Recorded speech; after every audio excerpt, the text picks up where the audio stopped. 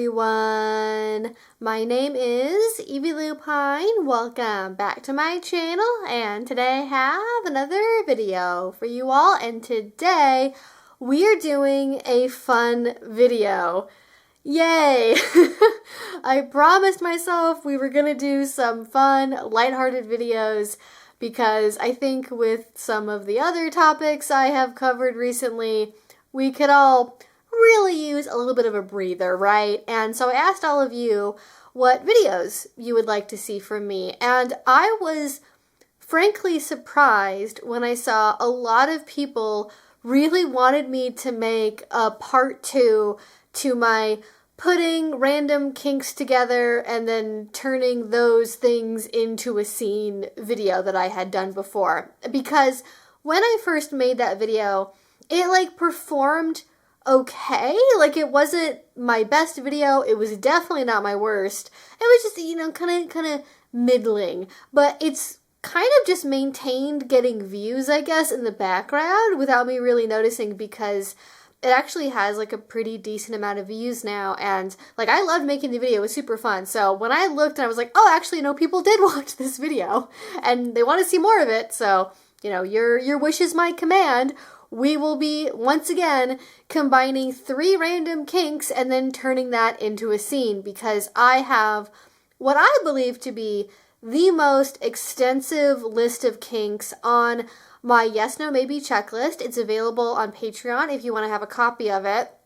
And I just like showing you all how to be creative in scenes, because I know that when you're trying to come up with what to do, it's really easy to get into a rut, and maybe this will just show you how you can just be creative and have fun and play around with maybe some kinks that you potentially haven't thought of before. So with all that being said, let's go ahead and get into the first one. And the first one I have here, and by the way, I have a random word selector on my phone I'm using for this. The first one is number 1, leashing, public play at a dungeon, and then 3, a panty gag. And this actually, I think, is a really good combination. So I sort of see this as a low-key kink. It's not going to be the most intense scene ever by any means. I think that's okay, right? I think the last time we did this, I ended up with a bunch of really heavy scenes, especially early on. But they don't all have to be showstoppers and really fancy, right? So what I'm picturing with this is you're at a local dungeon and your partner is with you and they have you on a collar and a leash. And as you're on the way there to the dungeon, and maybe previously throughout the rest of the day, you're wearing a pair of panties they picked out for you. And then when you arrive at the dungeon, and then you get into either the changing area or lockers or whatever equivalent of that you have, if you have one in your local dungeon, you are ordered to strip down, and then they take the panties you're wearing off of you, and then they stuff the panties into your mouth, and then maybe you just hold them with your teeth if that feels like an appropriate amount of risk to you. If you are okay with a higher level of risk, maybe you would do the panties and then do a bondage tape gag on top of that, and then they put the collar and the leash on you, and then you just walk around and enjoy the dungeon. You could also layer this with maybe some voyeurism, you could be kneeling next to them when they're watching other people have scenes, and maybe commentating on them. Maybe they're sitting in a chair and you sit underneath them and they're petting you or putting their feet on you. Maybe they walk around and start conversations with your mutual friends, and then they just ignore you and pretend you're not there because, you're on a leash and you're walking on all fours and you're gagged anyway. So this conversation is for, the betters in the room, so to speak. And I think doing that actually could be really fun. And this is actually a great solution for how to do scenes when you play at a really busy dungeon where you might be waiting for an hour, hour and a half minimum, if you're lucky to get a spot anywhere in the place. And if you want to play, but it's getting to be late, we still haven't had time to take advantage of an actual furniture spot, here's a scene that we can do to get that energy out without actually having to be on a piece of furniture. So actually I think really good first one to start with. Let's go ahead and pick number 2 here. Hi everyone, Evie here, and I'm popping into today's video to tell you all about our sponsor, Beducated. If you haven't heard of them before, Beducated is an online learning platform dedicated to providing adults accurate, shame-free education about relationships, sexuality, kink, non-monogamy, and more. If you're looking to spice things up in the bedroom, they have videos galore about all different vanilla sex ed topics that they definitely didn't cover in school. For the kinky and kink curious in my audience, they have so many videos on subjects like bondage, BDSM relationship advice, and how to get started with kink as a beginner.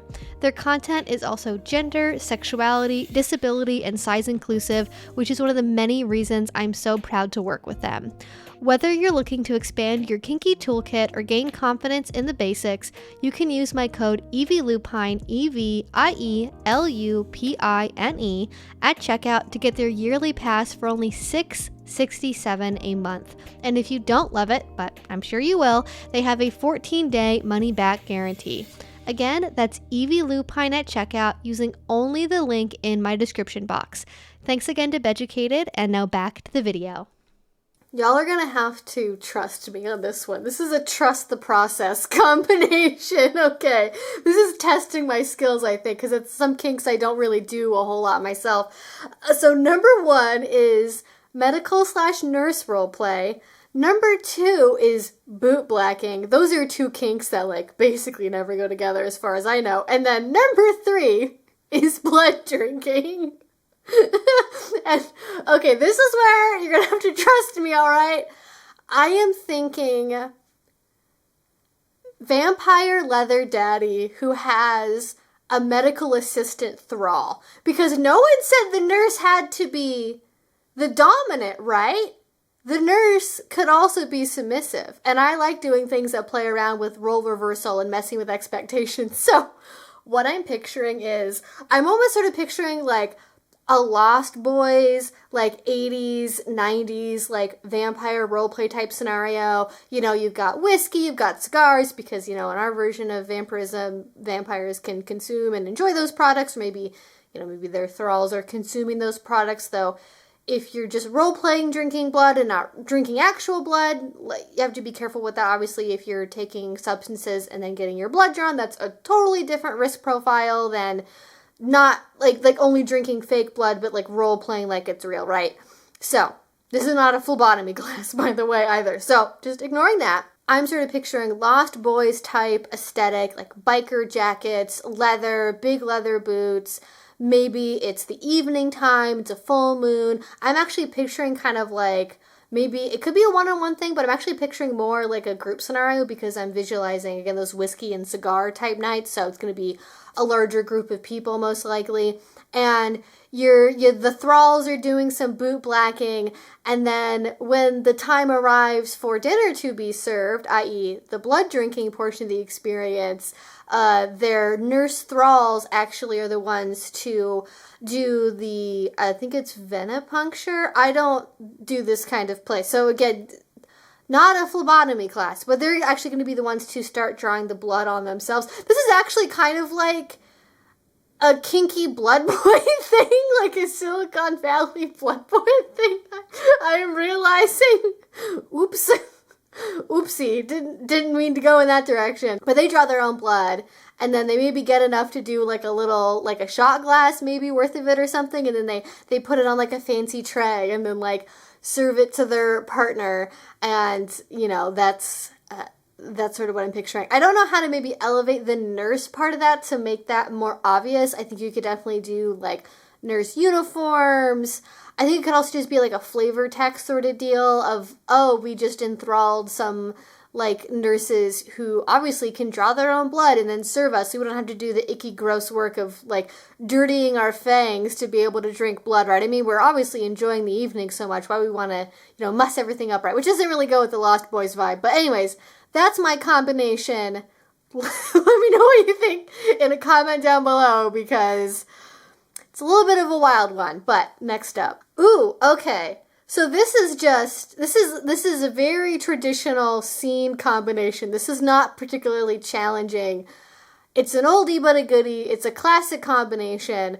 This is face slapping, paddles, and punching.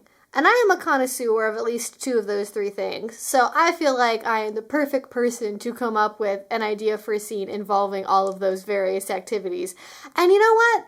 Again, let's just keep it kind of simple. Let's not make it too fancy here, right? I think punching and face slapping they're like, for me, that's like the combo. That's like the impact play combo.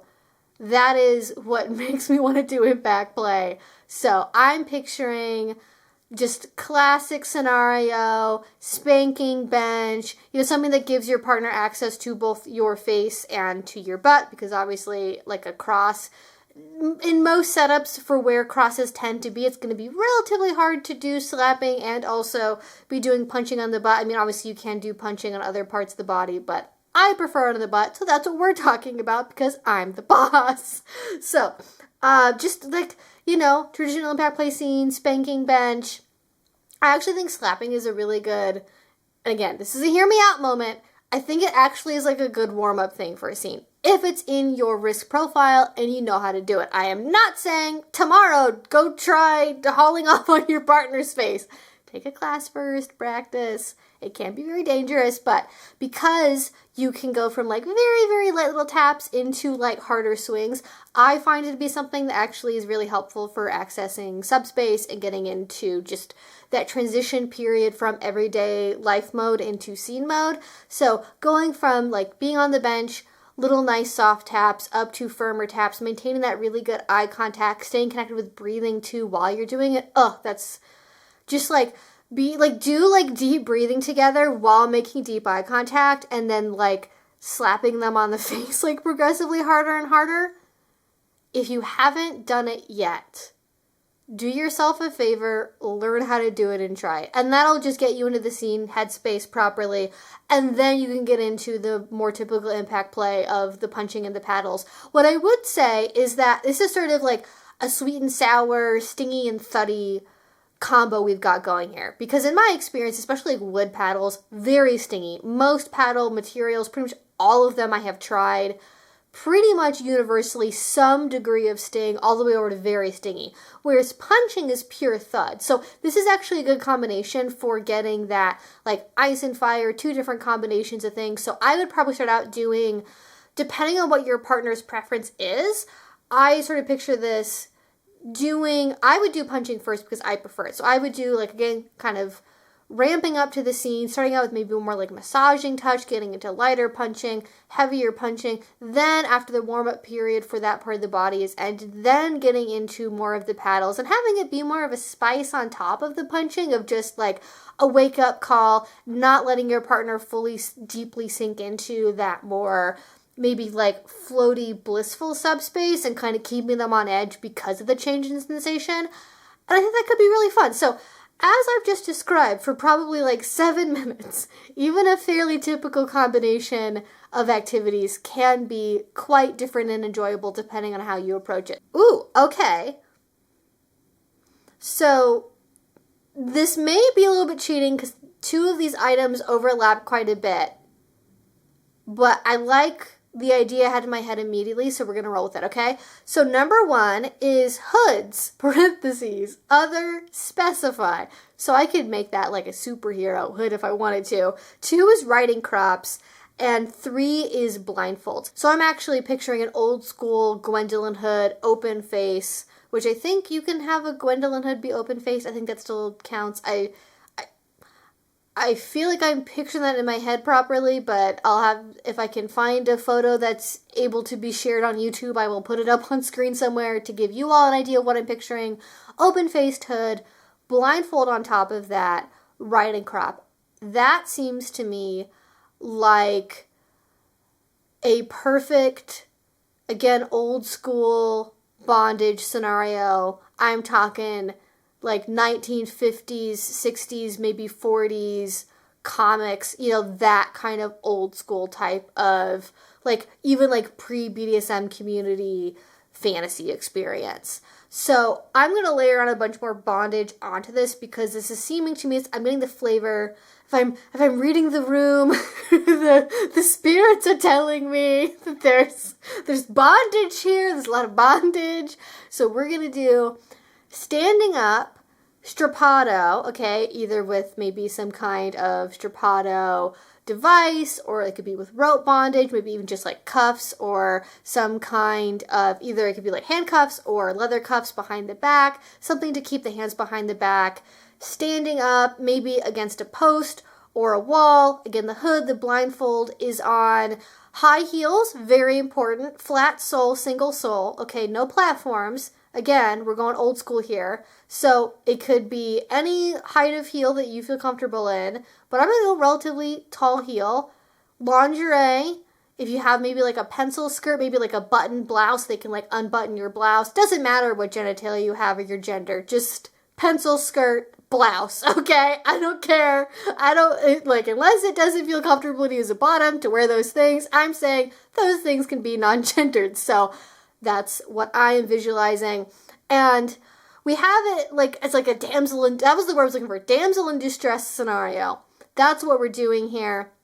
And a riding crop is really versatile because you can use it on so many different places on the body that maybe you couldn't use a typical impact play tool on because it can be really, really light. So just all over the body, riding crop. I would think like the calves, I feel like would be a really good spot for this, especially with the heels. Sort of inspection type energy to it, where you're going all the way down the whole body with the riding crop, even if you're not hitting with it, you know, going up the chest and like making them look at you or make them like turn their face with a riding crop. I think that would be really fun. If you haven't played with that kind of energy before, this could be a good one to do it with. But with that being said, I don't want to spend too long on every single set of ideas, so I'm going to leave it there and move on to the next one. Ooh, okay, I like this one a lot too. I got a couple in a row there that involved kinks I like can't really talk about on YouTube, so those will have to just remain a mystery. But this one is number 1, high heels, number 2, kneeling, and number 3, bastinado. I didn't Google it before I started recording this, so I'm not sure which way it's supposed to be said. I apologize if I'm saying it incorrectly. This is not a pre-prepared video. And how do I do both the high heels and the bastinado? How do I combine those? Because they're a little mutually exclusive, but I think that we can make this work. I think we can have it be like a transitional element within the scene. So I am getting 1950s roleplay energy from this. The spirits are telling me 1950s energy. So I'm thinking domestic discipline, household scenario, your wife bought the wrong brand of soap at the store, ipso facto, she's now going to have to kneel in front of the armchair in the living room, and she's in her heels and her house dress, and I'm saying like her, but again, doesn't have to be gendered. If a housewife, anyone can be a housewife. It's a state of mind. Being a housewife is a state of mind. Is that a Jimmy Buffett quote? What is that from? Anyways, 1950s, housewife of any gender, house spouse even. Let's go with house spouse. We have a house spouse kneeling. They have to give an apology to the head of household about how they bought the wrong kind of soap and how sorry they are. Maybe it's a bar soap, so they have to put the bar soap in their mouth and they look so pitiful, kneeling. Maybe they're drooling, they're crying a little bit because they're so sorry and they're so afraid of what's about to happen. And they've got these beautiful high heels on, and as that is happening, you ask your partner to remove their high heels and then for them to present their feet. And then when that happens, you get out like a riding crop or a cane, and then you begin doing the bastinado. I also realized, actually, it doesn't specify who's wearing the high heels, so you could also have it be the dominant wearing the high heels and doing a Love and Leashes moment. If you guys saw that movie or saw my review of it, there's a bit in there where she's wearing high heels. I think that actually he bought her, and he's actually kneeling on the ground in front of her, and she like pushes him with the high heel. Ooh, doing that and then transitioning that into a bastinado like punishment moment, I think could be really fun. So there's definitely different angles for how to play this, but again, I think a pretty good combo. Ooh, okay. I think this one is gonna be very controversial. Good one to end on. For the right person, Amazing. Okay, number 1, ASMR. Number 2, blasphemy. And 3, cross-dressing. Obviously, we're doing a cross-dressing nun scenario, right? And a cross-dressing priest. All right, we've got a femdom. She is the priest. Okay, we're going to call her father, all right? She is daddy, okay? And then we've got a cross-dressing nun who's like, is that a thing? Do people combine forced femme and nuns? Is that a thing people do? And I think that just by itself is already like a layer of blasphemy. But they're satanic. They're from a satanic church who apparently still has gender roles. So, it's still blasphemous in that regard. So they're like, maybe it's like a priest and a nun. They got like corrupted and they don't realize they're worshiping Satan, but they are. And they're like doing this like blasphemous ritual to like summon demonic energy or something. And I think that's where the ASMR element comes in, is like the devil whispering, right? Like through the priest. So that the priest is like, like possessed by a demon. This is why y'all want to have me make these videos, right? So this is the kind of thing that comes up in my brain. So the priest is role-playing being possessed by a demonic entity, and they're doing like an ASMR demonic voice while the cross-dressing nun is like could be strapped to a pew, it could be an altar, whatever you got on hand. If you got a local abandoned church, there's options out there. So any tabernacle will do. So they're strapped down and they're being forced to listen to like these demonic presences that are, possessing this priest, give orders, and maybe it's because it's blasphemy, maybe it's like very highly sexual. I imagine there's going to be some sexual element to this as part of the blasphemy play. Probably like pegging, something along those lines, where the possessed priest is just like getting the cross-dressed nun like totally worked up into a sexual frenzy, and then like letting them have it, and then while this is happening, like making them like like praise Satan or like condemn Jesus or something like that. And then it's a great scene. And then you stop, and then you have a little juice box. And then you take the makeup off, you go home. That's what doing a scene is like, everyone. Alright, so with that being said, that was quite the one to end on. I hope that you all enjoyed this. I really like these videos. I think these are so fun to do because, again, I love being creative and I love showing you all how you can take like pretty disparate kinks that maybe you wouldn't normally put together and turn them into a really fun scene.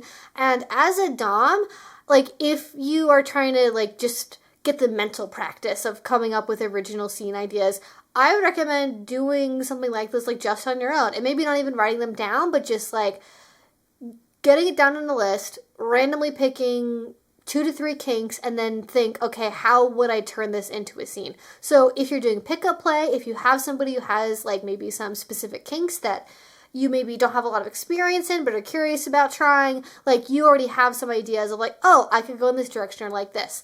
And when you're stuck, I think it's always a good idea to get inspiration from your local community, go watch other people do scenes, and consult your fantasies. Like our brains are capable of a lot, and we oftentimes have very rigid ideas about what we think a certain scene is going to look like or feel like, and we make the rules ultimately. It can feel any way that we want it to. So with that being said, thank you all so much for watching. I would love to hear your thoughts about this one in a comment down below. If you came up with maybe like a totally different direction for one of these combinations that is different from what I did, maybe if you love one of the suggestions that I came up with, if you've done a scene like something I suggested here, I'd love to know how it worked out for you. Anything else you want to leave in a comment down below, please feel free.